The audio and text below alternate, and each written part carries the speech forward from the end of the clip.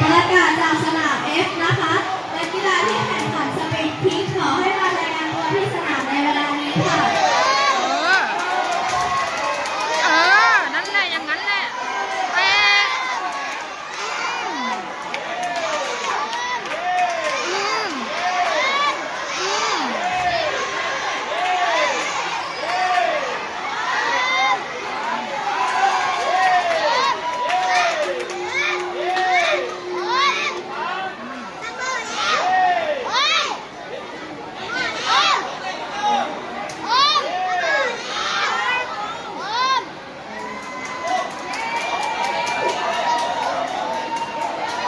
อีกนิดเดียวเองออกมาแล้ว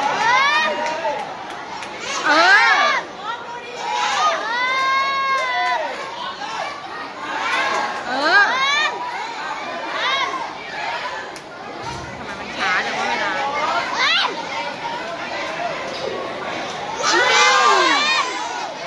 อมเตะเลย